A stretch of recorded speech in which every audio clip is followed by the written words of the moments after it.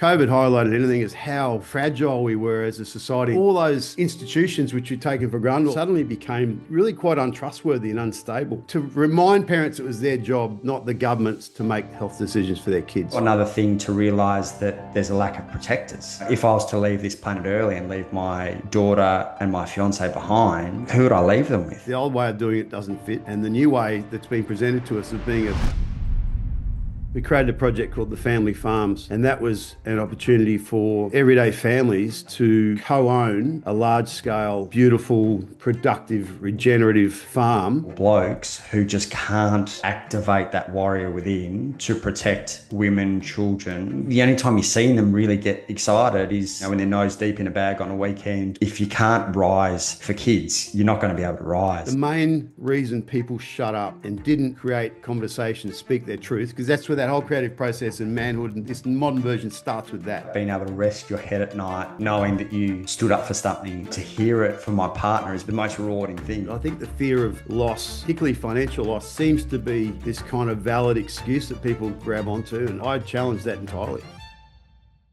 Adam Gibson, welcome to the podcast. Thanks, Blake. Good to join you. Mate, I'm sure plenty of people in your world don't know how they originally came across you, but I think one of your Parents with Questions emails might have been sent to me 3-4 years ago, not sure on the timeline.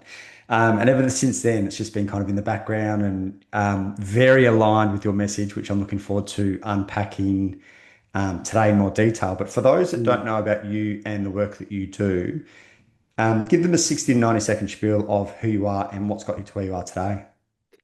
Well, mate, I'm still figuring that out a little bit, but look, I've come out of a background in health and wellness, and as a gym owner and ex-bodybuilder and ex-powerlifter, in that kind of world, started that in the late 80s, 1989.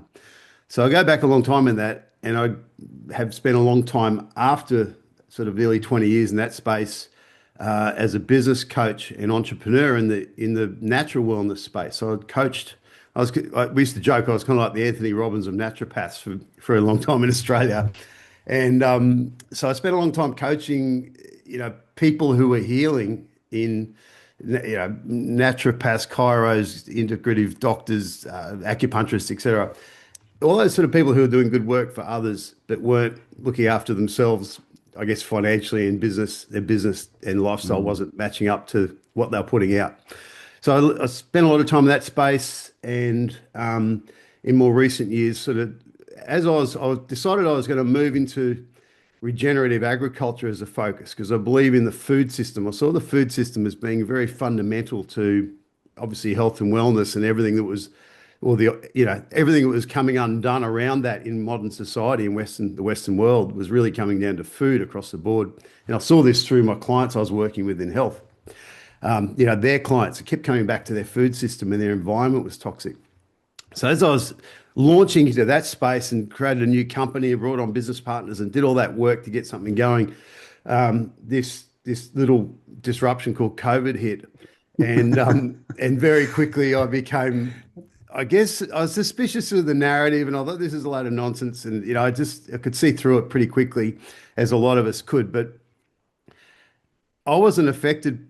I was in Byron and we're sitting on a farm in Byron, the back of Byron Bay, going, this is pretty good. Lockdown's here. There's no one out fishing. So it was just great. There's so many good things about it. I say that with due respect to everyone who was locked up in apartments and places. We just had a nice time. But what, I guess the tipping point for me was when I saw, the vaccine rollout coming in this sort of untested, unregulated, safe and effective narrative coming, particularly for our kids. And it just activated something in me as a father. And I kind of went, hang on, someone needs to do something about this. And I kept waiting for someone to do something about it, particularly for the kids. Like, there's a lot of people being very active, but I just went, hang on. I looked over one shoulder and said, where are they coming from there? And then the other shoulder, are they coming that way? And I kind of found myself in the middle going, maybe I'm it. Very reluctantly and very sort of nervously at the beginning. And we created a movement called Parents with Questions. And there's a whole sort of, a long journey getting to that point. But really that was just about not even challenging the narrative and screaming the sky is falling, but reminding parents that it's our job as our children's carers to be aware, make good decisions, think twice before we take an irreversible decision. So we just tried to create some Socratic questioning back into a parent's lives for Australia in order to stand in, to protect their kids, but just to remind parents it was their job, not the government's, to make health decisions for their kids. And my personal agenda was, look, I'd stand in front of anyone before I see a kid get injected with something that was so blatantly untested and was proved to be so devastating. So that was sort of changed the course of my life in a profound way, and I found myself as a leader of this sort of movement. And I could talk about that for hours if you wanted to, but the bottom line with that is we ended up, I guess, after COVID and after we made a pretty significant impact, I think, in the Australian landscape. Everyone kept looking at me going, what are you going to do next? And I thought, good question. And I came back to what I cared about, which was I actually think we should be feeding our kids better food. We should be reconnecting our families to what's important. If COVID highlighted anything, is how fragile we were as a society in terms of relying on food systems, relying on big pharma, relying on government, and all those institutions which we'd taken for granted all our lives suddenly became really quite untrustworthy and unstable in our world anyway. So we created a project called the Family Farms, and that was an opportunity for everyday families to co-own or be co-owners, fractional owners of a large-scale, beautiful, productive, regenerative farm, which was really about natural farming, producing good quality meat, mRNA-free meat, chicken, eggs, vegetables, that kind of thing, things that will feed your family. So it's about creating a food source for our families and also creating, I guess, access to and democratized access to some land and some nature, particularly for our kids. And that was something I grew up in the bush as a kid, running around the bush. It was before iPhones and all the other bullshit the kids put up with now. And I just felt that was a great way to live, to be connected to nature, to grow in that environment. For me was a gift. It wasn't expensive, it wasn't elaborate, it was kind of very basic, but it was so fulfilling. And I wanted that for a lot of other children as well. So we created this thing, and that became a very, very popular project, which we can talk about today if you like. That really succeeded in that level of it just brought families back to put their feet on the ground, see their kids happy again, having free and open conversation, and knowing that we're doing something, I guess, constructive for the next. In the midst of so much turmoil and negativity, it was a creative. It was a creative outlet. It's like, here's what we can do. We can take our power back and be transcending. We can transcend the need for the system to control us, at least in that area of life. So that's kind of my background and where I've landed here now. Quite an intro. It's there's a lot that I want to unpack from that, Mm, but maybe where I want to start is more almost from a selfish point of view and a kind of what I'm in at the moment. And I'd be interested to know how you are feeling with what's unfolded over the last couple of weeks, because you said, you almost fell into a leadership role by default because you're looking around and going, well, fucking no one else is doing anything. mm, I don't know if I'm going mad, but the poor response that I've seen from blokes in particular over the last couple of weeks with all the Epstein stuff mm, going on, like, I'm trying to stay positive, but I am like, I was blown away with how few people stood up during the COVID mm. time. Yeah. It's gone to another level for me over the last couple of weeks where I'm like, where Mm, are like these are our kids. mm, I did a poll the other day, which just because I was like, maybe this is my filter bubble. Maybe this is just what I'm seeing. I did a poll on my Instagram. I was like, the 2 weeks following the AFL Grand Final, 2 weeks following Epstein files that have been released, what mm, was spoken about more? And I got females to give the feedback, and it was 67% the AFL Grand Final and 33% Epstein files. And I was like, oh, fuck, that's just confirmed what I'm seeing. Like, mm. is this not? So how are you feeling? Because I'm doing what I can to ground myself because I know I'm not good to anyone when I'm dysregulated. But there's a rage, but also a disappointment in in like the lack of people standing up and having a voice off the back of the last couple of weeks. But again, that's just my experience. What Yeah. are you like? How do you feel knowing that you almost Mate, it's defaulted such a good into? question, mate. Sorry to Yeah, interrupt you. no, go. My immediate thing, I was going to say this, and it's like, man, it's probably time to get dysregulated, is the point. Like, everyone's so Okay, fucking cool. regulated, so Thank you. domesticated, so, like, it's just insane, right? So I Mm, get what you're saying. It's, reactionary isn't great, but the energy of dysregulation can be channeled. And that's, mm, I think, what's almost missing is that people are, they're dysregulated in the wrong way. We're dysregulated into becoming numb yeah, and compliant and fucking domesticated. We've become little animals in a 100%. cage, right? So yeah, channeling that I mean, I feel dysregulated so regularly, but the maturity I guess we bring to it is what am I going to do with that dysregulation? Am I going to channel it into something creative and Mm, constructive, or am I just going to post social media memes and call everyone an idiot? totally. Right. So here's the thing I reckon. I get excited about this topic, but it's where I started, like in the beginning of COVID. I realized exactly this is as men, so many blokes I knew, my best mates were going, "Oh, I'm just going to roll over and take this." I say, "Why?" Because my wife says I have to.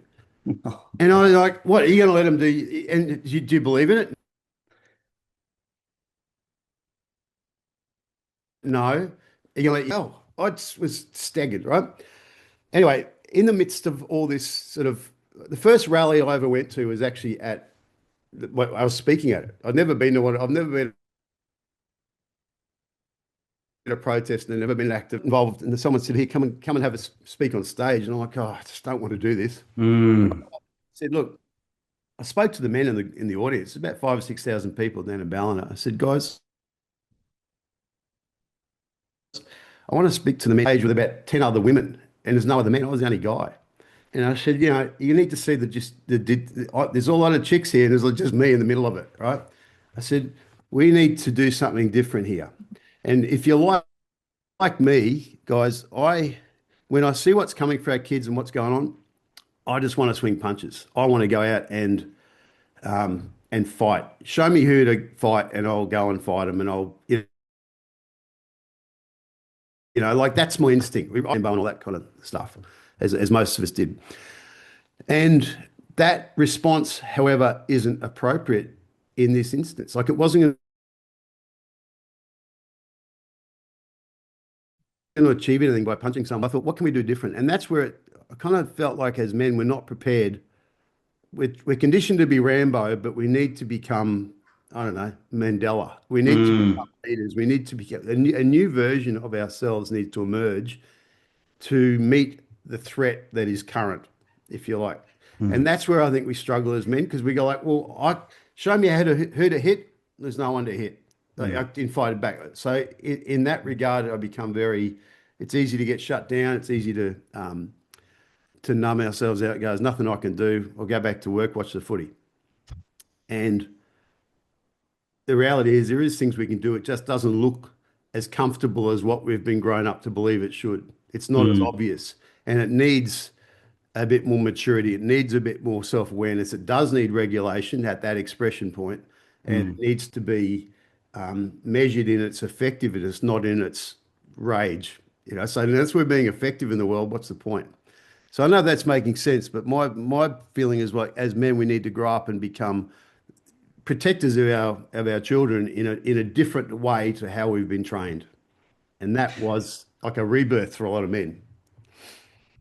Well, thank you for validating how I feel because I feel like I'm going fucking crazy because I'm looking around and it just feel, like I'm disappointed, and no no one likes to be disappointed, but Mm, that's ultimately the feeling that I've been having, and it's created like a darkness over me over the last couple of weeks. I'm like, mm, you know, I've had the thought of like it's one thing to feel quote unquote unsafe in the world from predators, which has been brought to light. And I don't know when you caught on to this. I caught on to it in 2020. So I've gone through the mm, process of realizing what the fuck's going on with these people in positions of power.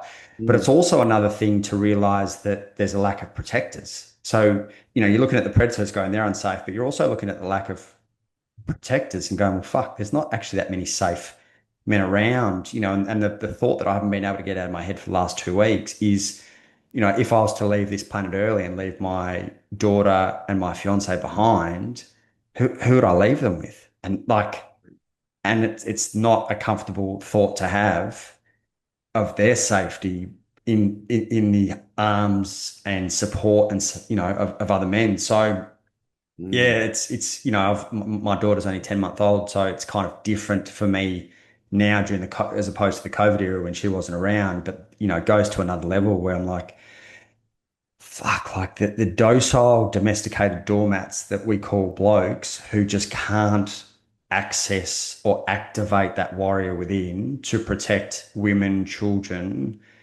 who will happily, the only time you're seeing them really get excited is, when they're nose deep in a bag on a weekend or their footy team's just won and you're going, fuck, mate, like we collectively, like if you can't rise for kids, you're not going to be able to rise. So to be able to hear it from, someone as passionate as you and go, fuck, maybe I'm not going crazy. Yeah, I don't think you're crazy, but we've got to recognise that this is not a one-off phenomenon. This has been something that's 100%. been chipping away at us now Mm, for generations almost. mm, And certainly in my lifetime, I'm obviously older than you. I was born in 1970, mm, and I grew up in a world where men, how to be a man was pretty clear cut. mm, And then sort of feminism became a big deal, and this woke movement, and so we've been kind of mm. gradually told to shut up Yeah.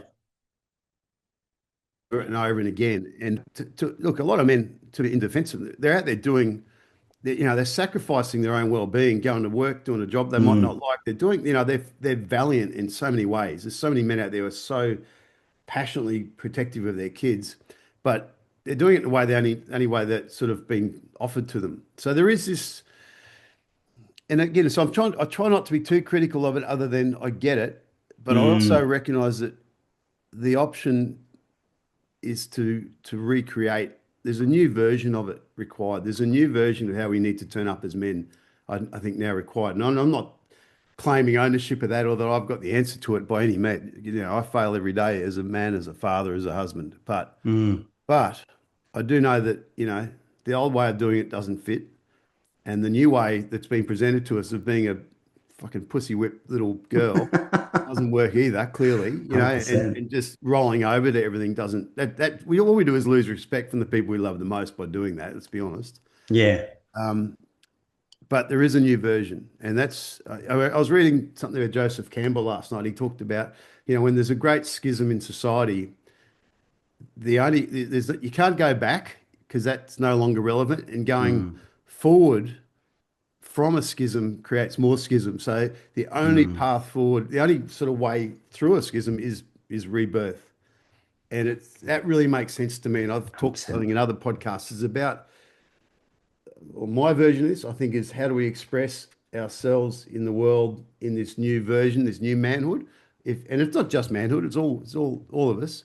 But Mm, I believe it's in creativity. It's how do we create in the world, not just go along and be bureaucrats, or monitor shit and watch other people creating things and pull it down and criticize and be there's a yeah. there's a lot of there's a lot of kind of commentary in today's world. We're told Mm, through social media that my voice counts and commentary counts. It doesn't fucking mean anything. To mm. sit there and what means something is when you create movement, create a project, you create a conversation, when you stand up and create a different, interrupt the conversation. So I don't know if I'm rambling a bit here, but it's the creative energy in us that is our superpower. And I think it's where, as men, we're good. We know how to create things and build stuff. And, go back to your dad and your granddad. They used to build stuff in the shed on the weekends. That was their Mm, outlet. mm. I think our job now as men is to go and build new systems, new paradigms, even, and that doesn't have to be, chop down the government and start again. That means maybe build a group of blokes in your region who want to go and raise a couple of $1,000 to put towards the child trafficking charities that can help with stuff that happened with Epstein and stuff. Mm, Like this, mm, a whole bunch of things we can do that everyone's got their own version, but we get prevented from doing it, thinking, oh, I'm too busy, I'm too tired, no one wants to do it, I don't want to speak up. And and again, you know what the trap is, mate? You can't create when you're terrified of or using you got to remove the excuse, I think, of economically that doesn't make sense. Mm, That, I might lose my job, I might lose money, I might lose my savings. That's the biggest trap. mm. And I know that's a big one to say, like it's important for all of us, and no one wants to be destitute and everything. But um, if that's, I've just heard so many, the most common thing I've heard over the last 5 or 6 years, whether it's around this Epstein nonsense that's come out, or not nonsense, is the horrors of Epstein stuff now, but also just, I always call it the COVID nonsense. The main reason people shut up and didn't create conversations, speak their truth, because that's where that whole creative process and manhood and this modern version starts with that. So can I Mm. speak up and hold my truth in the midst of, overwhelming pressure not to? That's where it starts. And the most common thing is, well, I can't because I might lose money, I might lose my job, my business might suffer. Like that's the fucking holy grail. Like that's the Mm. only thing that counts. I'm sorry, I just don't get it. Mm. I've lost I've lost a lot in the last few years, but I know I can make it back. I know I can create things that will change it, and so I'd sort of back myself in. I guess being a lifelong entrepreneur, that's easier, and I've trained myself that way, and I've been through it before, so I'm not scared of it. But I think the fear of loss, particularly financial loss, seems to be this kind of valid excuse that people grab onto, and I challenge that entirely. Well, I'd rather live in a fucking tent than sell out of my values. Like, you yeah, know what I and mean? that's Honestly. it's my partner has said that to me numerous times that um that's one thing that she's been proud of is standing despite, it felt like in the early stages when we were standing up and speaking out, it felt like there wasn't many of us. And then you started to find other people and you're like, fuck, I'm not Mm. alone in this. But that's, to your point, there's something about being able to rest your head at night, knowing that you stood up for something and you stand for something. And, to hear it from my partner is probably, not even probably, is the most rewarding thing. Like the respect that comes, like I've lost a fuck ton of friends along the way. But to hear from Shani, my partner, of like, I'm proud of you for fucking standing up when no one else will. Like, my job's done. You wait until you hear that from your daughter. I know. That's when it's going to hit home, mate. Yeah. That's Yeah. that's the big win. That is the Yeah. big win. That's worth anything, really. Mm. And you know what, too, Blake? That's if our kids, you said before you get worried about how do I, if you weren't here for your daughter, what would you do?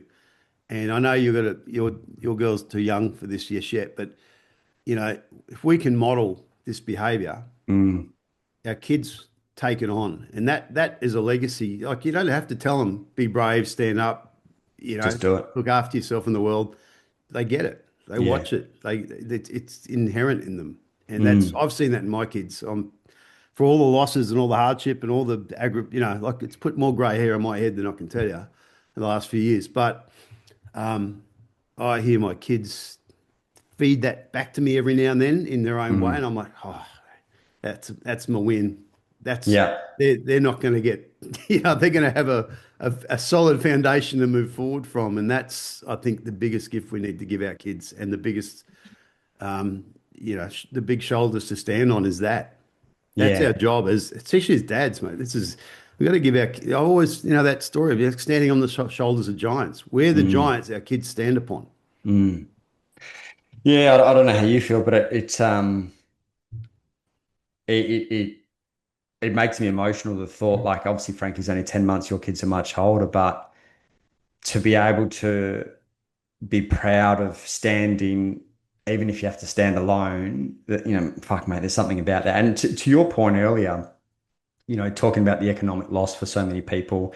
Obviously, you were in the health and fitness space before, so it'd be Mm. interesting to know, whether you were, you had your hand in the pie enough to be able to see. But the amount of chiros and physios and stuff that were feeding me stuff through the back door because of APRA or whatever the Mm. governing body is, and Yeah, they literally were going to lose their jobs or lose yeah, their, certification or whatever it yeah, is. yeah. Mate, like that, I'm mindful that it was a really hard position for a lot of people to be in, Totally. like Mm. economically losing their jobs, etc. And then the other piece, and I'm sure you can attest to this, is belonging.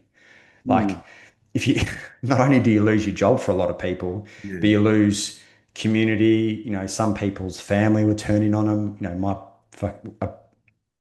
a, family member, I won't call them out Mm. individually, but told me I was an absolute fuckwit for not getting, like, mate, it Mm. was fucking brutal. It's And horrible. Yeah. I don't think many people can really, it's one thing to choose to stand against, which was somewhat of a minority, albeit there was plenty, but it's one thing to voice it, and you were one of those. Like, it was fucking brutal. And most people never understand what it was like to stand in that and stand up and speak out. You're right, and and the good news in that for anyone who that sort of who that if that's a punch in the gut for you listening, it's every day is an opportunity.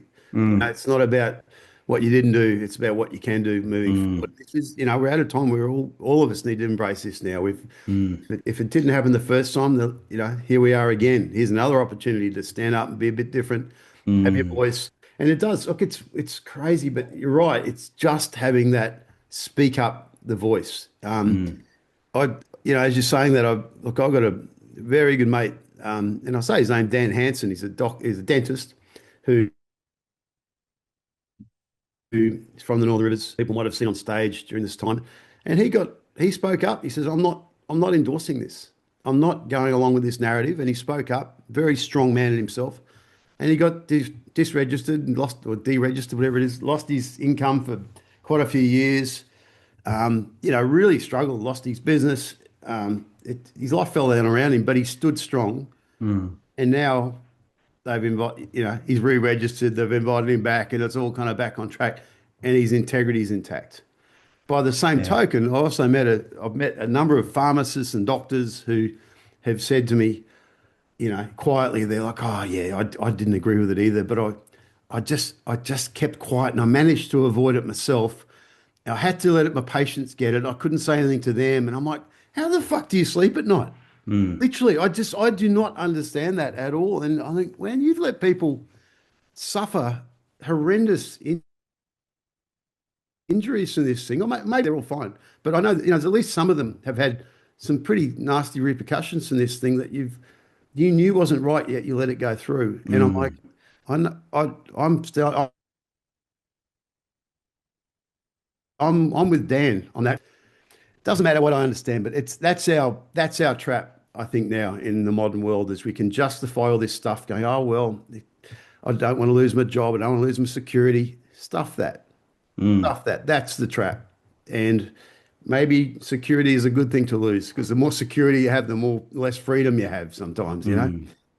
Like I said, it's not the worst thing in the world to be broke and have to come back. There's a lot of great people have done that in life, and it's not as bad as it looks. I've been there, so I get it. I wish I knew about Dan earlier. Being in Byron, I probably would have gone and given him some business if we're on a similar page.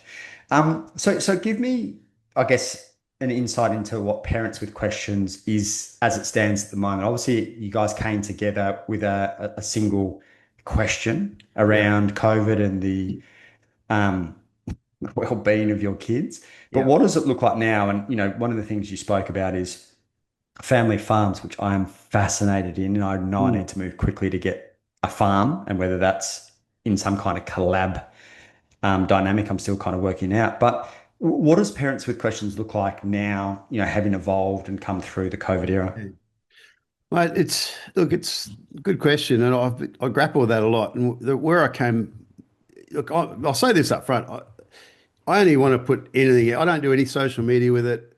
I don't have a team of people around me now. It's really just me and putting some content out that it's either relevant and useful, or I won't add to the noise. That's kind of my Mm, philosophy on it. So I sat and looked at it and thought, well, I come up with this concept of the uncoercible family. How to create ourselves as uncoercible. love that. Uncoercible isn't actually a word. It's just something I was using in error during COVID, so talking about how we achieve that. It's actually incoercible, I think is the right word. But there's my grammatical error, and it kind of stuck in my mind and stuck in the conversations I was having. And the idea behind that is, look, if you look at the where people get coerced and pushed into things, that I want to do as a family is starts with health and well-being and the food system. The doctor says you have to do this, and Mr. Kellogg said you should eat this for breakfast. And it says all that baseline of health. I think the financial sovereignty, if you like, and into financial independence was a big thing. If you'd had the ability to either make money or you've got a lot of money, someone threatening you to lose your job isn't as big a deal because you go, oh, that's Mm, right, I can do something else. Another level was, I think you talked about community. If you don't have a few like-minded people around you, you can feel a bit supported by at least, or at least on the same page, or able to openly discuss things with. And it's hard. Life's hard on your own. So you need mm, that level of community is another layer of resilience. The next layer up from that, I think, is about what we call raising lions. It's like, we've got to choose an education system that doesn't just bring your kids into this sort of, you know, the coercion machine, if you like. You want to have them thinking critically and thinking for themselves. And then the top level, I think, of sort of like a Maslow's pyramid, if you like, the hierarchy of needs. mm, The top of that is, the self-actualization is Maslow. And in this world, it's like, well, it's about spirituality, consciousness, personal development. How do we turn up as the best we can? But that top piece, how do we turn up as the best versions of ourselves we can, doesn't work if your health isn't in order. It doesn't totally. help. It doesn't work unless you have, the ability to make money independent of someone telling you what you need to put in your body as a condition of that. It Mm, doesn't work if you don't have people around you who at least give you some level of, social moral support.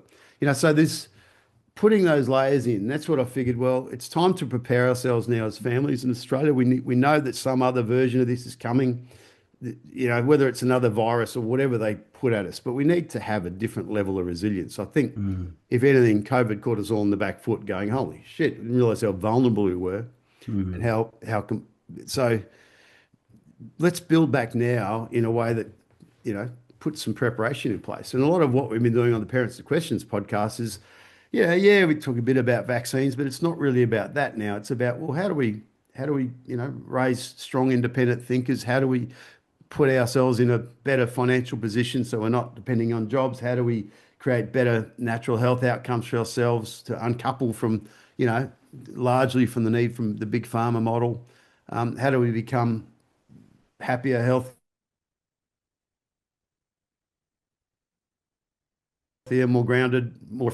So that's kind of the Parents of Questions, I guess, mission behind it now. That's the ethos we work to. And there's a whole bunch of things fall under that category. A lot Have of you ever topics come under that. have you ever crossed paths with Anthony Goel?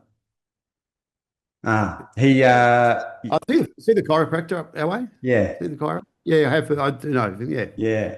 So he albeit I'm not sure what he's doing with his business model, but one of the things that attracted me to him was, yeah, he kind of looked at freedom families or family freedom and Yeah. essentially freedom of all, even money. I'm still learning how to decentralize my money a bit better than, and Mm. he was one of the people that I turned to. But I really like that through the lens of Maslow's hierarchy. If you start at kind of safety and the Mm. base, what does it look like to have more freedom or uncoercible, I think was your word, Uncoercible. That's it. at each level. And, potentially even things like water, as strange as Yeah, that may sound now, there's a couple of people who, absolutely.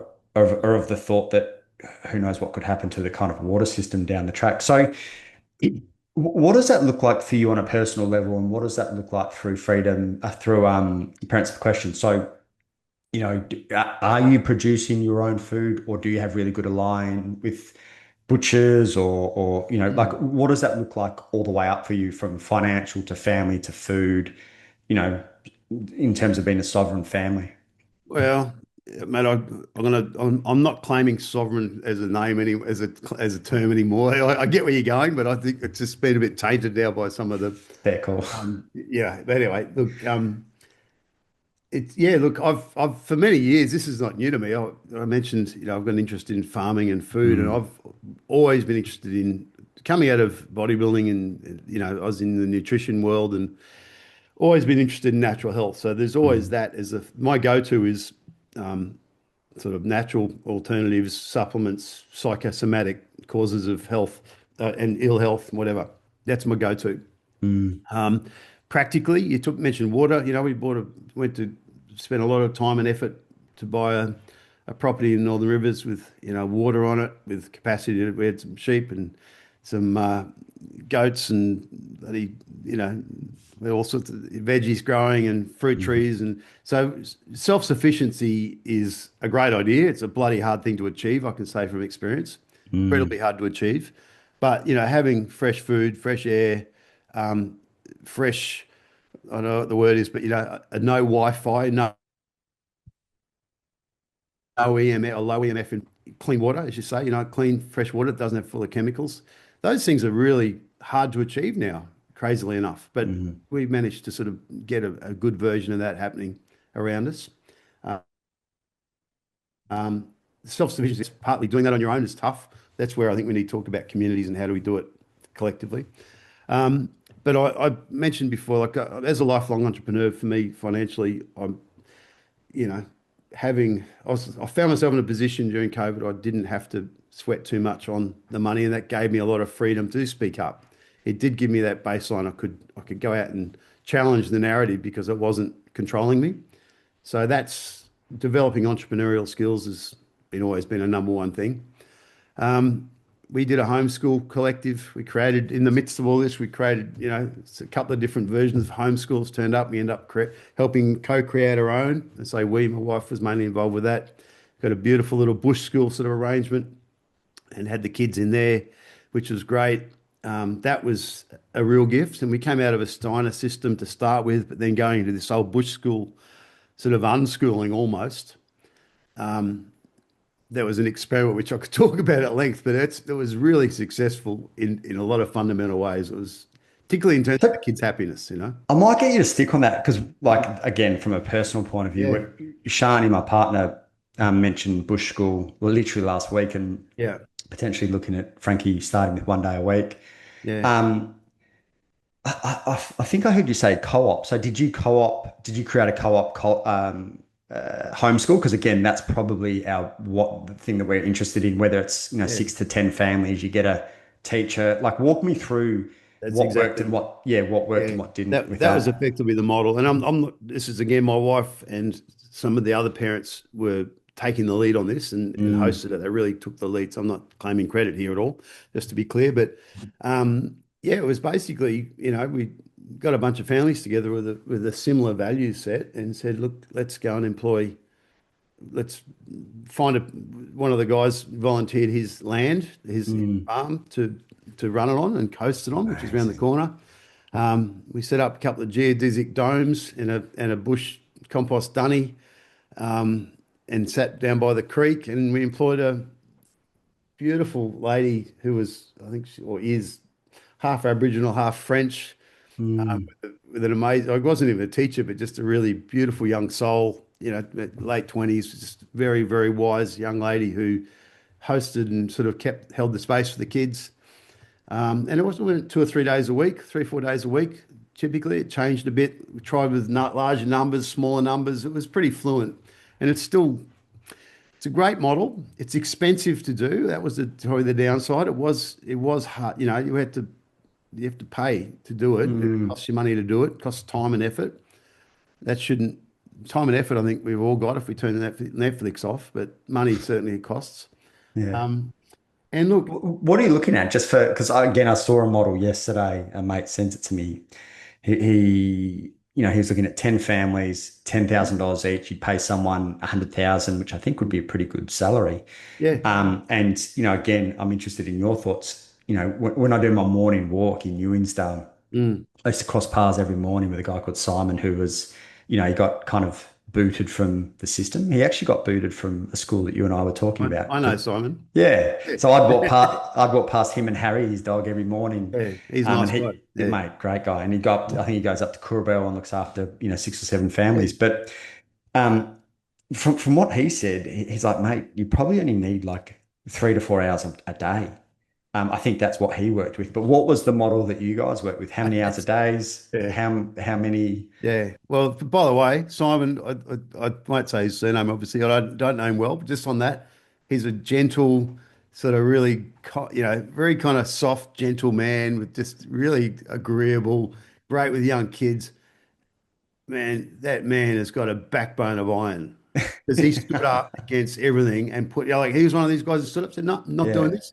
And he went Yeah. off quietly, did his own thing, and now he's still doing his own thing. That's what we talk about manhood. Forget Rambo. 100%. That guy's a hero in my eyes, Yeah. Yeah. right? So I just want to throw that in. It doesn't look It looks like a good it looks like a good break with a gust of wind. right. Yeah, all He's a right. light frame, beautiful soul, but yeah, Yeah, backbone of absolute iron, as you that's it. said. Like more fortitude than 100%. all the bloody buffheads I know in the gym, right? Um, Great call. So, but yeah, so that's effectively the model. Mm, And there's a lot of online options. There's a lot of things out there that you can do for your kids that are online. I think Lions Education is one. But this mm, idea of getting kids together and paying a teacher to run it, and you're right in that the amount of learning that actually happens in a mainstream school, and any teacher I think will tell you this is, it's an hour or two a day effectively, mm, mm. and the rest is just crowd control, really. And it really is. And I say that with full sympathy to the teachers and confidence, Yeah, but really, 100%. um, because they're thrown in there with 30 kids and trying to keep everyone online, and that's a tough gig. I Mm, don't envy them. But this homeschool arrangement just allowed for the kids to learn at their own pace. It kind of met them where they're at. There's different philosophies on it, but we embrace this sort of Steiner idea that there's rhythms of kids' energy through the day. As for most of us, we go, well, I feel motivated here, I want to do something, and then I need to sort of pull back and chill out a bit and relax. Sometimes I need to go put my feet on the ground and regulate that way. So it honored the natural regulatory cycles of the kids' day. They wanted to mm, be boisterous. They go and swim in the creek and throw mud pies at each other and scream and carry on, and then come back in and kind of hold some space for lunch and then do some work, and then they'd move on. So it was a lot of mm, experiential learning. Look, there's lots of things that didn't work around it too. So it's not like this perfect utopia, but mm. what I can tell you is this, is my kids have actually gone back into some mainstream schooling recently for different reasons, just partly because they wanted to see if they weren't the weirdo kids who are, well, Mm. they just wanted to check in on the real world sort of thing, or the Yeah. mainstream world. And they've all just, after 4 years of effectively no schooling, they've thrived. Like Mm. they're just going into it, going, geez, we waste a lot of time doing nothing, Dad. The learning they're just academically thriving with it because they're like, this is so much easier than we thought. Yeah, that's really genuinely. Mm. And the other thing is they like having more social things happening, a bit more sport, and there's a bit more activity.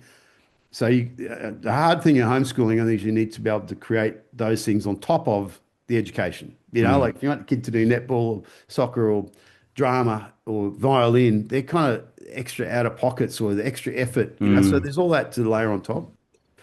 But the other thing they say is they used to come home from the homeschool pod, as we called it, the bush school pod, energized and buzzing and still full of energy. They come home from school now exhausted and drained. Mm. That's So that's kind of, interesting. yeah.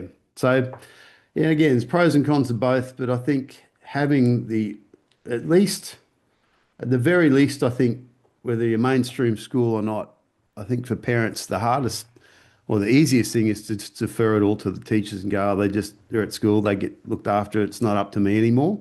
That's, I think, the biggest furphy. That's the biggest lie we've been sort of sold. Mm. Mm. We're still going to be having those conversations with the kids. We're still going to be teaching them in our own way. We still be modeling.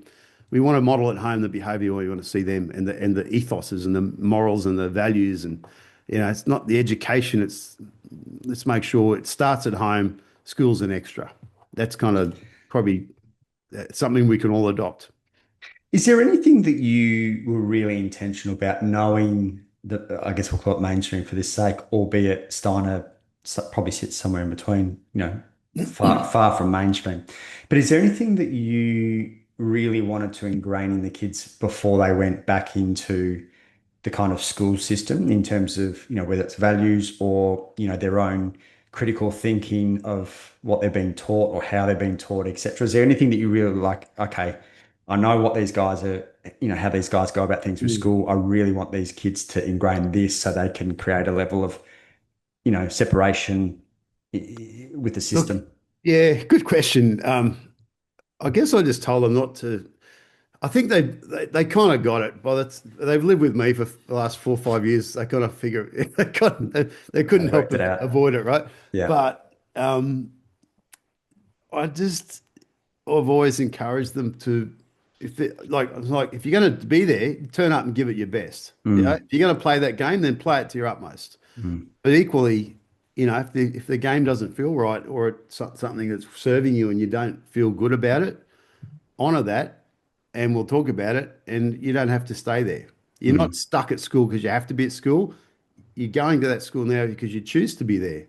mm. And I want you to, so someone pointed this out to me. Like, one of my kids is at a Catholic school, believe it or not. I'm almost embarrassed to say it, but and I'm not against anyone. I'm not against that. Other than the Catholic schools don't have a great record of looking after kids, right, over the years, 100%. right? Yeah. Um, and this is my older girl, and her someone said to me, Jesus, I'm sort of expressing how uncomfortable I am with the Catholic doctrine. And he said to me, mate, that'd be great. She'll realize what resonates for her, what doesn't, that she'll get an experience of that and see, she's old enough to sort of filter that through the what lands for me, what doesn't, what feels right. So there's Mm, that sort of exposure to the things that aren't ideal can be instructive mm. also. Maybe, Which is a testament to you and your partner because it's very easy to take all of this information on as truth or gospel, but to be able to, exactly as you said, there'll be such a mature mindset of a kid to go, no, that doesn't really land. And to be able to have the guidance from you guys to feel okay with that. Because for me, my whole school experience was like, fuck, this doesn't make sense. But maybe I'm the one that's like a little bit special because I can't seem to fit into this box. And no one at any stage was like, hey, bro, the system isn't for everyone, and you appear not to kind of fit. So this Mm. whole period, I was like, oh, everyone's going this way, and I'm like asking questions. Fuck, something must be wrong with me. So to be able to ground your kids in, hey, mate, there's nothing wrong with asking questions, and maybe it's not for you, is a real freedom and confidence that I would assume comes with that. Well, let's hope so. We'll see what happens. We'll report But back. but yeah, but it is. I mean, isn't it funny that asking questions and being curious and Mm, exploring topics is such a kind of itchy topic to discuss now. So it's mm, almost taboo to question things, mm, and it's insane if you think about it. Like, well, we're not allowed to ask questions about whether the school system that I'm sending my kid to 5 days a week is ideal for them or not. We're not allowed mm, to ask questions about whether a medicine's good for me or not, or or the system is ideal. Like, do you want your kids to become an accountant and go into the machine and do like, aren't we allowed to question this stuff? That's mm. that's sort of what's been beaten out of us, I think, as a society. So bringing that back in alone is like this fierce act of rebellion. It's gentle, it's quiet, it does, but it's like, yeah, I actually don't know if that's a good idea or not. I'm going to think about that and ask questions of it and be curious and consider it for myself. What a revolutionary act! But that's where we find ourselves. Well, even the positioning of your business name. So, do you know Frankie and Tay? I assume if you Yeah, I've don't, met those guys. yeah, Yeah, yeah, yeah. yeah.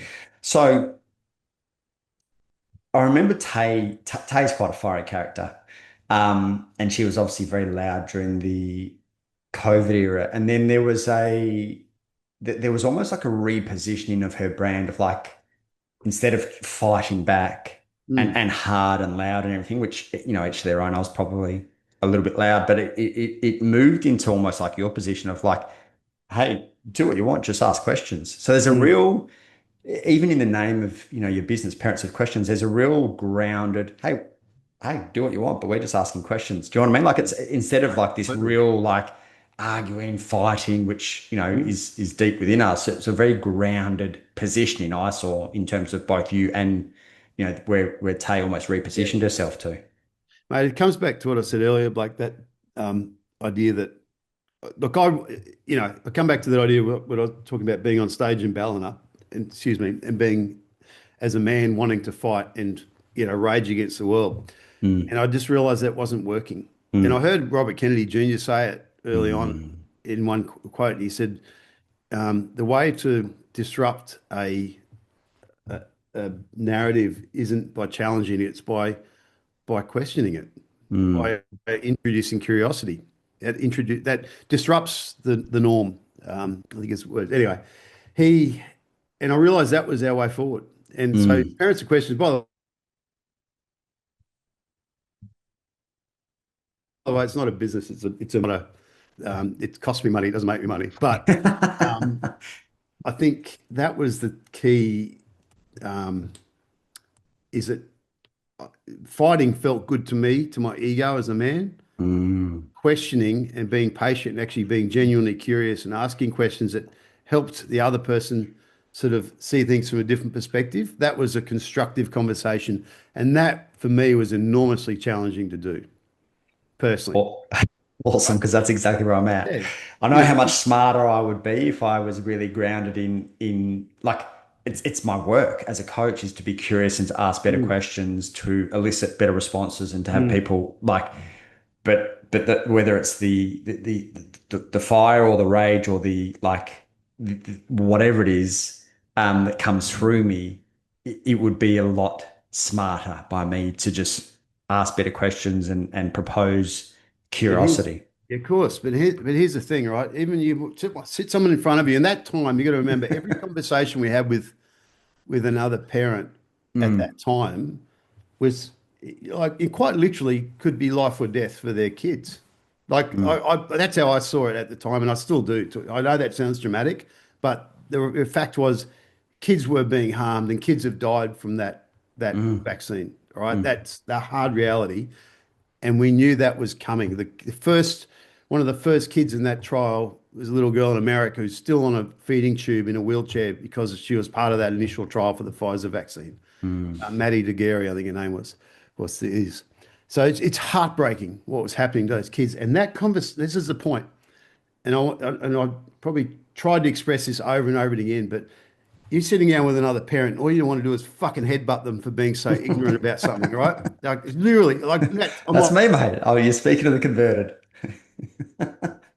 like, do not, yeah, and feel better about it, have an argument with them, and it's all going to go badly. And they're still going to go ahead and do what they want to do. Mm, They're still going to go ahead without considering the full implications of what they'll do. You are the one thing between them and their child at that point. mm. You are the only protector of that kid. If you take out, I know that this is contentious. Other people, from our point of view, from where we're coming from, going, we want to protect kids from that vaccine. That conversation is the point at which you can protect the child. Yeah. So you need to turn up as a man, ready to be effective, not be right. Mm, That's a hard fucking thing to mm. do. That was the challenge options. I think a lot of the mums did it much better. They're Yes. better at it. And as men, that was what I talked about, that idea of it's what we needed to learn and grow into. That was it. How do Mm, I actually hold space for someone else's different point of view that's violently opposed to my own when the stakes are so high and all you want to do is shake them? mm. How can I do that differently? So that was my hard lesson. I did that myself badly many times, and yet we coached thousands and hundreds of thousands of other people how to do it. Mm. And we had a psychiatrist, a psychologist, Lindsay Spencer Matthews, come along and actually put training on how to have those conversations up there, how to have respectful Amazing. conversations. So that was the only way I saw it going to work, because we Yeah. tried all hey, don't do this because this is what's in the vaccine. People just went, no, not listening to that. Safe and Mm, effective, fine. They mm. really just, the more we threw facts, the more they bridled. The more we Yep. opened up questioning, the more connection happened. Tough, It's tough one. it. Well, I kind of know that because I also have been on the receiving end of someone trying to like come hard at me to Mm, persuade me. I'm like, the door's closed fully now, as opposed to mm, curious. I think the words that really landed as you said it was the stakes are so high.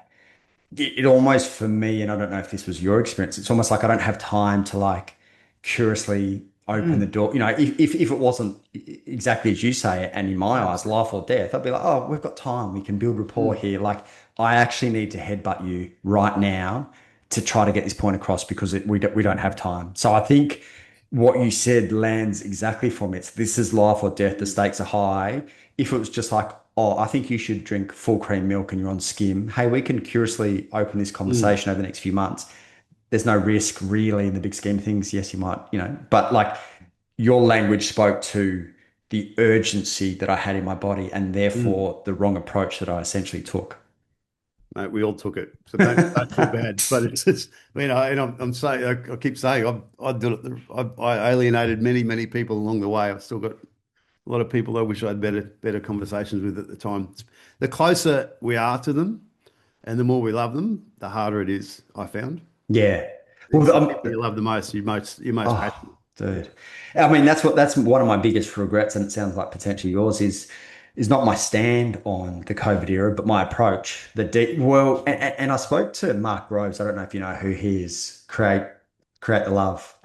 He's got a massive platform in the US, and he really like validated my experience, which was nice. But he's like, mate, we were being dehumanized. Like, of course you bit back, but essentially my approach of patronizing, condescending, dismissive, Mm, anger, rage, like none of those were effective.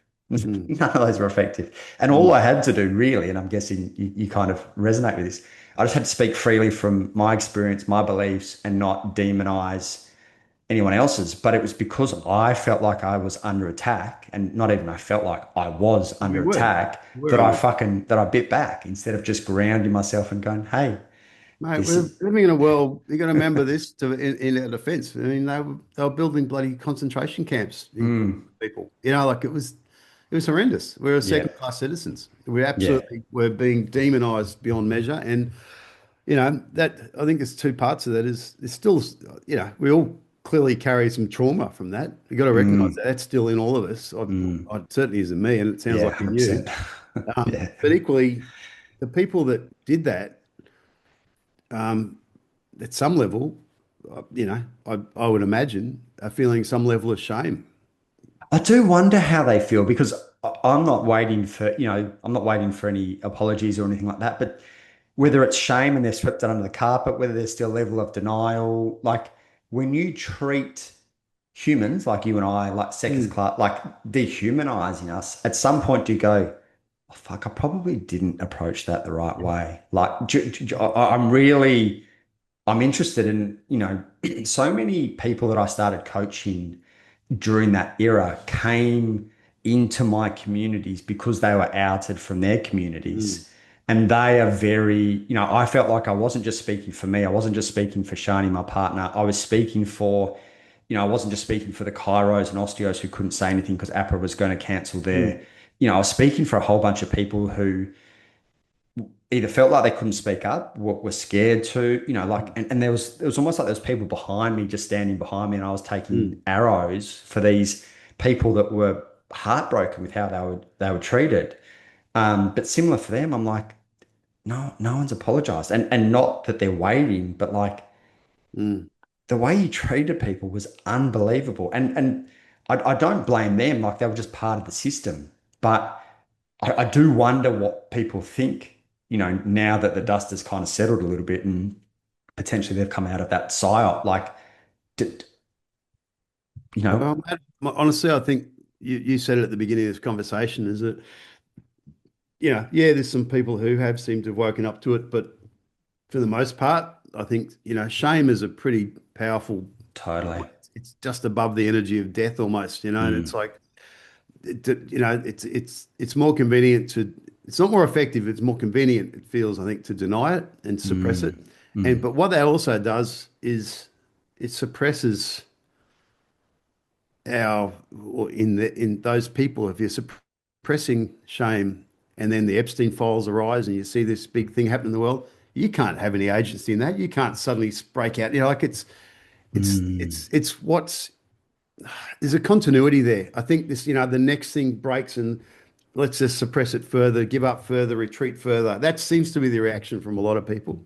mm, From everyone, this, to their credit, a lot of people have, come out and woken up and spoken up. But maybe that's a big part of it is that, this as the world keeps crumbling around us and the authority systems kind of keep getting exposed, that collective level of shame and sort of regret Mm. maybe is playing its part in shutting everyone down. Maybe. Yeah, yeah, I couldn't agree more. I mean, if you look at the scale of consciousness, shame is the lowest of all vibrations, Mm. and it's quite hard to break out of that. I Yeah. think off air, we need to talk. I need to mix myself in some of your circles because I'm just struggling with the collective energy of what's formed. But I want talking of like community, I want to come back to something that you said at the start, which I spoke to you briefly about off air. Mm. Family farms. I've Yeah. had too many conversations with people who are interested, kind of in, not all in, love the Mm. idea of it. And Mm. my feeling is that many people are going to leave it till it's too late to want to create some kind of commune on a piece of land. Yeah. But you've been in this space now for, I think, I remember seeing an email 3 or 4 years ago. So you're deep in it. Yeah. What's worked and what's not for you in bringing together these family farms? Whew. Yeah, this is the big one. Um, what I think what works, you got to remember at the time, 3, 4 years ago, straight off the back of COVID, um, and we're all going, holy hell, that was kind of like come up for air. What's next? And at the time, we were hearing a lot of stories around food production facilities going up in flames mysteriously in the US and food prices jumping up. And we saw you know, toilet paper run out suddenly and food shelves go bare in the Lismore floods. And, around those times, there's a lot of disruption around food and our ability to be fed. There was all these kind of, the threat of mRNA vaccines coming into meat and all that. And I was like, holy shit, this is the next sort of war front is the food system. At least from the perspective of myself and, those in our community. Mm, Much of which, by the way, has proven to be true over the last few years. Look at the 100%. price of food in the last 3, 4 years, right? Mm, It's getting unaffordable to eat well. mm, Bill Gates wants you to eat bugs and whatever. All this, all that narrative is it's sort of push. It's coming at us in real time. It's 100%. frog in the Yeah. pot, right? So I guess at the time, what worked well with that awareness, we said, hey, we're going to build these farms or buy these farms and you don't get to live on them, but you can visit them. And there's a sense of community there. You can come and camp and have your kids on land, and you don't have to have your own self-sustainability project going because no one's got time and effort nor money for that. Mm, But we'll try and produce as much food as we can, and you can buy it back, at wholesale. And went nuts for it. We got overwhelmed with the response. We ended up with 4 farms, nearly 600 families, all investing into the farms. So what worked? The model. It's a long story. I'm going to give you the condensed version. Also, it's for reasons I'll tell you about. It's a bit legally sensitive, but what worked was people wanted it. What worked is the concept was, very pure in its intention, and I think met a really deep need for not just for lifestyle, for food, for community, all those things. Like it's a great touch point for people. Also, for a lot of people, it was like I want somewhere ethically values aligned. I could put my self-managed super. I don't want mm, to be invested mm, in companies that don't have my best interest at all. I want to put it into something I care about. And there's a legacy piece to it in terms of, I want to hand this farm over to my kids. So I grew up in an area, like I said, you run around the bush, but most of the guys I knew, I went to school with, all had family farms. They'd go back out, they were boarders, and they'd go back out on their farms. And it was like, I don't know, there's something really grounded in that saying that's where we're from. mm, So that worked well. The model, we quickly ran around, scrambled around to find, we spent about a year finding the right legal structure in which to do this. And we landed on after a lot of time, money, and effort trying to figure out how to do it, and ended up with a third party platform, let's call it, like a crowdfunding type platform mm, specifically for property, which had all the legal proof and basis, which we investigated to provide us with the right answer and the platform to do it. which opened the door to be able to do it. So we set up the thing up knowing, as with any new business at this scale, it's a completely novel concept, knew it wasn't going to be perfect. You know, I tell people all the time, we parachute on the way out the airplane here, but we're better off owning it than not. All things can be figured out. All problems in a startup can generally be figured out if you've got some money behind you and resources to do it and the intention to fix things. You know, so we knew it wasn't going to be perfect because it can't be perfect when you're doing something new. You just don't know. Um, Long story short, we got it going, and the farms had their fair share of power plays. I'll say that. You know, like that was immediately obvious.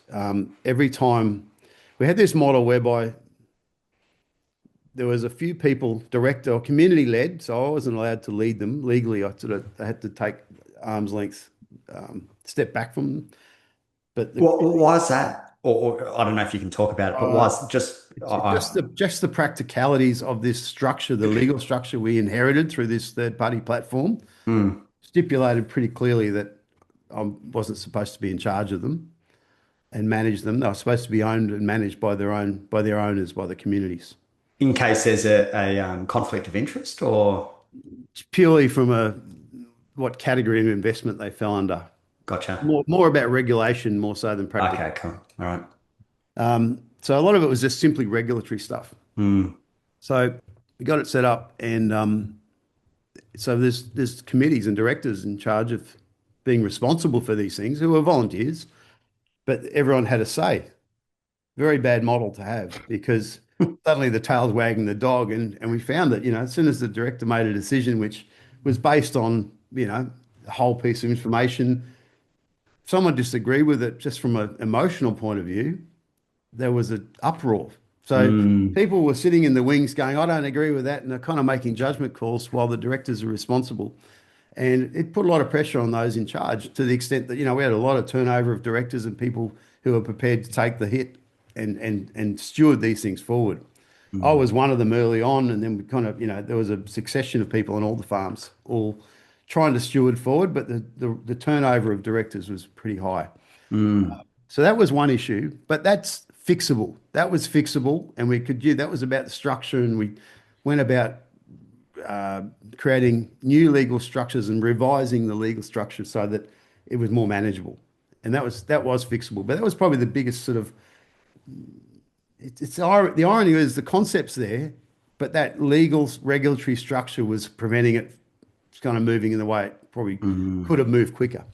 But despite that, they all started producing food, cattle, chicken, working well. People are enjoying them.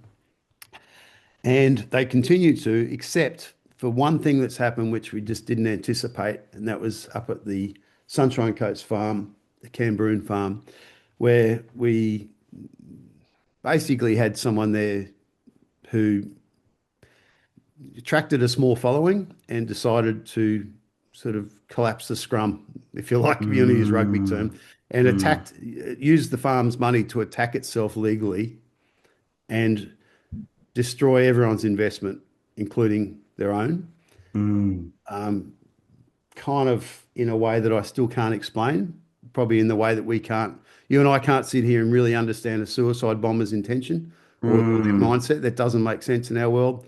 This is the best analogy I can give. So these people have attacked the farm from within, dragged everyone through the courts and the legal system, which we're all so happy to be away from, yeah. And unfortunately, that one farm is now in liquidation, with a liquidator, and we're in the process of trying to recoup as much investment of it as we can. So that one farm has come undone, unfortunately, due to the actions of one, fairly ill-intentioned person, it seems, with a small following of people who believed in it. So are they, I'm mindful of the legalities, so you might Yeah. not be able to answer this. Would you say they're trying to intentionally collapse your concept?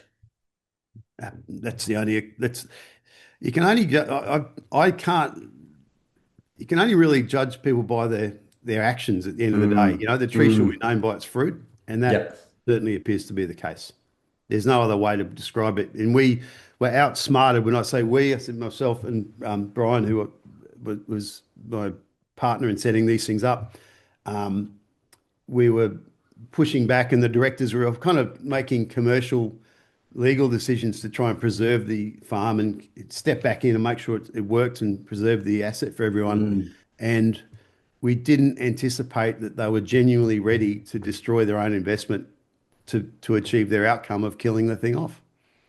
So Which in a didn't business anticipate that at all. Yeah. you're a much savvier businessman than I am, but in some businesses, won't some investors come in with the intent to, they might buy a business and they are intentionally coming in to collapse it, whether they own another business in the space and they want to collapse competition or, for whatever bizarre reasons. But we're guessing it's something along those lines, that it's an intentional collapse, whether they, for whatever reason.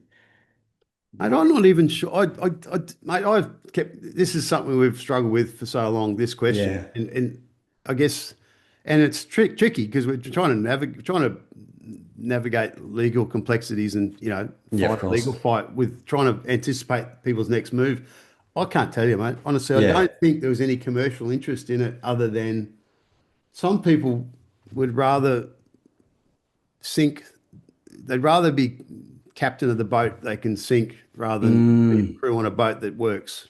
And this was almost literally like there was a clear and obvious weak spot in the hull of the lifeboat, which if yeah. you kick at it, it was going to come undone, and we were trying to fix it, Yeah. which was in this structure and the legal structure of it. So that was clear, it was obvious, everyone knew about it. We're trying to fix it. Mm, We were preventing, say we, there's a lot of people around this, co-owners. We were prevented from fixing it, and they picked at it until it sunk. And that is, and with themselves going down with it. That's the problem. So it's hard to understand. So if you had your time again, I don't know if you're interested in dipping your toe in it Yeah. again. So am I right in saying you got 2 out of 3 right, or 3 out of 4? 3 out of 4.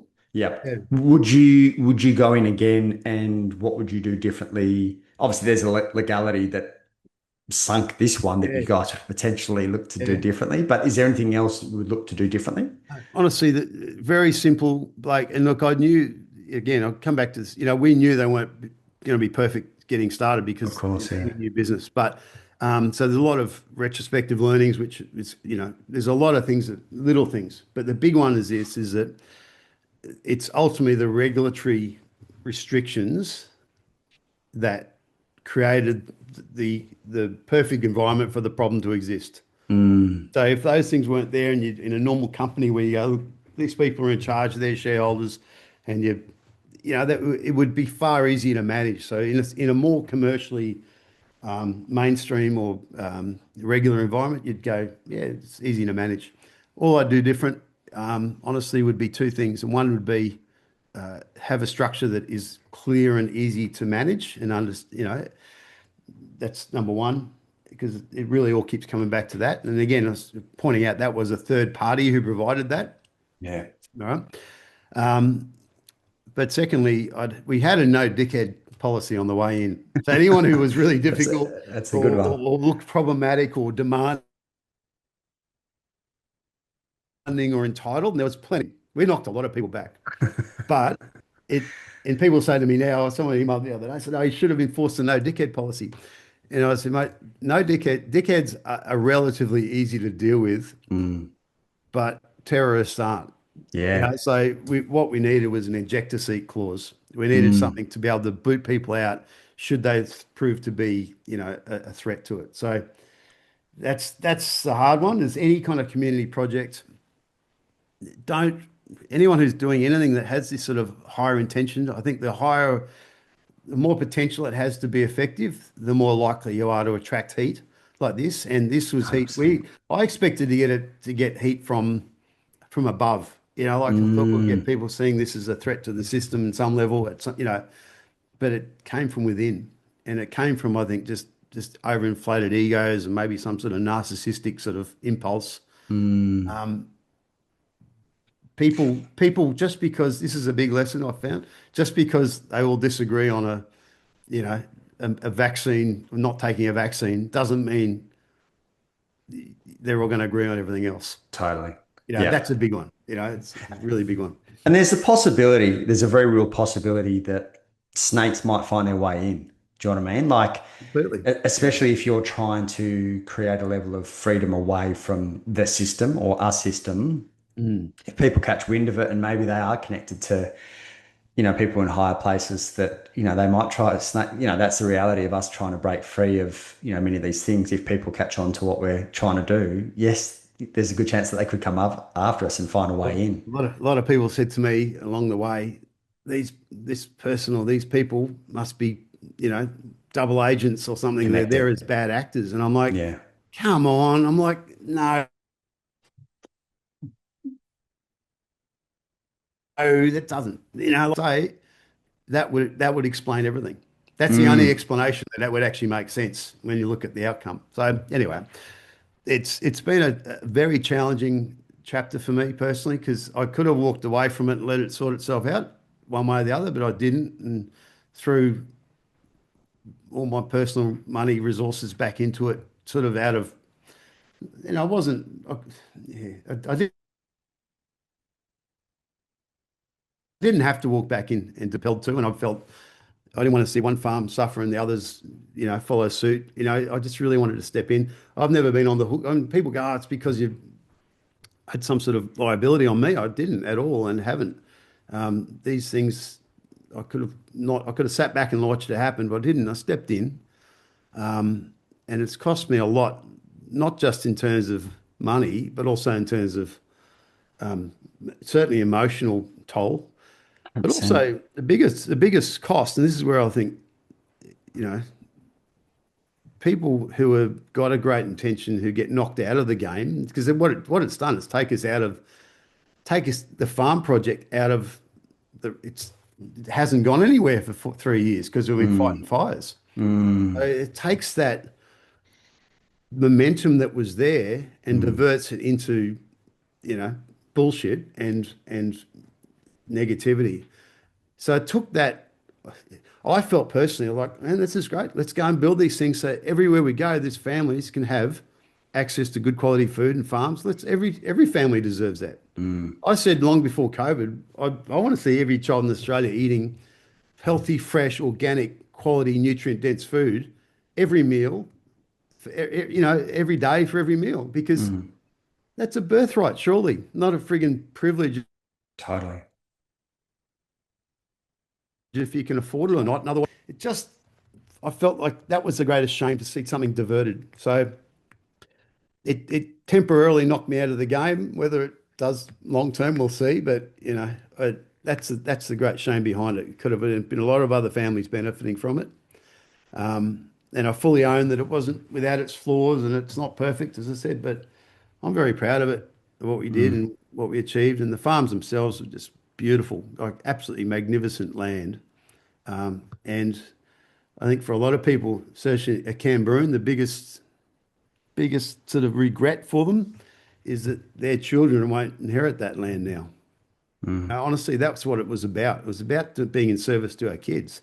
mm, It really was. That was like everyone who went in there knew, or save obviously for a few, that that project is a legacy project. We want to hand our kids not just the experience of it now, but also the memory and the connection to it ongoing. So, our grandkids will enjoy that farm and so on. That's what we'd all intended.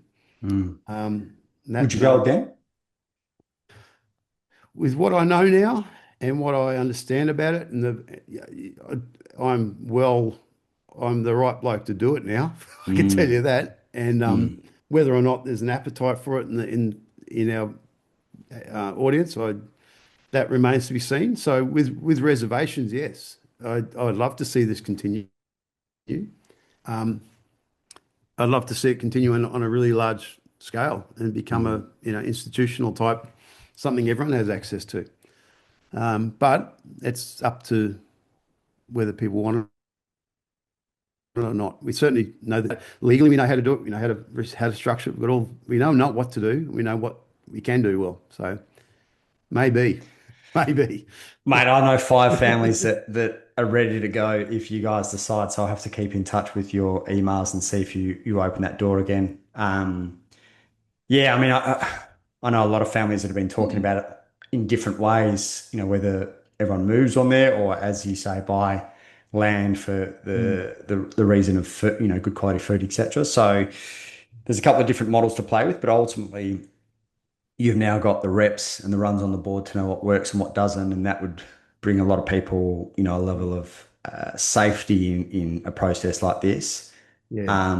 And yeah, I mean, I remember seeing it 3 or 4 years ago when you put the call out, and I was like, fuck, like we weren't ready then, and probably weren't even in a position to do it. But yeah, I mean, in my eyes, and I'd be interested if you did put it out. I think people are only getting more aware of the risk and the vulnerability of our food system, and what might still be to come, Yeah. and wanting to take their power back in, through the Well, lens of like food.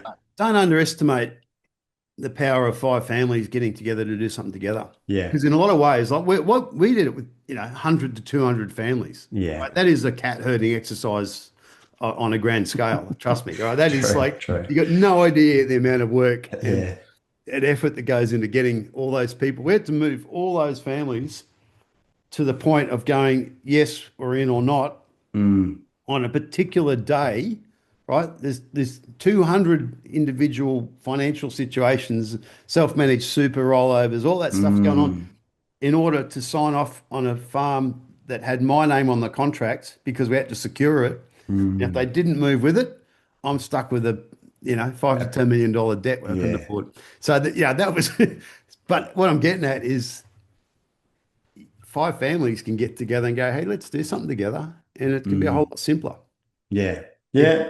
genuinely can. So maybe that's is something in what you just said is that, and that's not something that requires Adam Gibson to step in. That requires, people in our communities, what we are talking about before, people, men, families get up and go, hey, let's do something together. Mm. We might hire you as our consultant to oversee the I'm process. The happy to help process. if I can. Happy to help if I can. Seriously, like, because that's probably where it would get more longevity and traction Mm, on a smaller basis more mm. regularly. But it does need sort of local leaders, if you like, to spearhead these things. Yeah, mate. It's almost an hour and a half, and that went very quickly, which Mm. for me is always a good sign of a good chat. So, for those that want to find out more about you, the work that you do, where's the best spot to send them? Uh, don't look on the socials because I'm not there. I don't like to play in Yeah, that cesspit. No, with all due respect, I just good don't like. call. I think it's a I great just call. don't like being there anymore. But the Parents with Questions podcast channel. So that's number one. Subscribe there, and the web page we've got up now is called uncoercible.com. Mm. Um, I have to get the spelling of that after. I wouldn't mind checking that out. So just on that quickly, I'm mindful of time, and I'm speaking from a selfish point of view, but hopefully this is of benefit to others. Is that something that you're looking to, like I obviously get your weekly or your emails. Is that like, are you looking to, with this uncoercible, is it looking to be a membership, in-person events, more just a platform for information? What are you looking to do with that at this stage? And it sounds like it's a bit of a work in progress anyway. yeah, look, it's right now it's just putting information out and keep the conversation. Every now and then we run a webinar. Like yesterday, we ran a webinar on privacy, on how to Saw become that. digital online privacy. And Mm, an expert in from the US on that topic. So there's a lot of those sort of things we do. Um, I've got a few things in the pipeline which I can't talk about yet, but they're quite exciting and they're kind of starting to really come to fruition. So I'm I'm yeah, there's no agenda behind this at this point to say here you need to join this community or there's no program to join. I think it's simply, listen in. If you like what's going on, there's every now and then we will put offers up there like the privacy guys will do some content. And then if you want to do more training, you can jump on and join their program. So we're more like an affiliate channel at this stage. mm, And that sort of keeps the lights on for us. We make it, we clip the ticket on some of these things, not all of them, but every now and then we clip the ticket and get a little bit of commission if people go through and do other training with the people we present. Um, but yeah, the farms and some of this sort of community funded, I think this is where we're heading, all right? This is I'll give you this little glimpse ahead. And I think a lot of our power as people comes from where we put our money. Mm. where we shop, where we choose to shop and what we shop for and who we 100%. shop with, Mm. but also where we invest. And the farm project showed us that is that, people are looking for investments that are values aligned that actually, serve them, their families, their children. And the farm was one of them. Others like it, I think, are where that's where we can make the biggest impact. Agreed. In Agreed. Australia, there's people with, it's billions and billions of dollars Mm. being handed over to the wrong, to the end of town that is actively working against us in a lot of regards. Mm. We need to channel that back into areas that actually mean something to us, and that's when politicians, governments, and everyone else starts paying attention. Where the money flows, the attention goes. Mm. We have control of that. Yeah. So that's part. Let's give you a snapshot of where we might be looking in the future. Well, I'll probably talk to you a bit more off air about that because I want in. I don't know what it looks like, but I want in. And as I said to you earlier, I'm really keen to surround myself with more like-minded people. It's Mm, one thing to be able to connect online and be part of courses and whatever else, but to be part of a bigger project or to connect in person is probably what I'm feeling a real call into. And mm, again, don't know what it looks like, but if we stay in touch and we get, I've got a lot of like-minded people who would want in on this community as a broader picture and a bigger picture at this mm, stage. Um, so yeah, I want to stay in contact and potentially keep, my listeners and my crew up to date with what you guys are doing because there's deep synchronicity and interest in what we're doing. So right. um, That's good, mate. Let's do it. yeah, I'll get more info. I'll keep our crew up to date. And mate, thanks for coming on today. It's been the easiest hour and a half probably I've had in the 180 odd episodes, and I knew it was going to be easy. Every time you send an email, I'm like, fuck, like we're on the same page.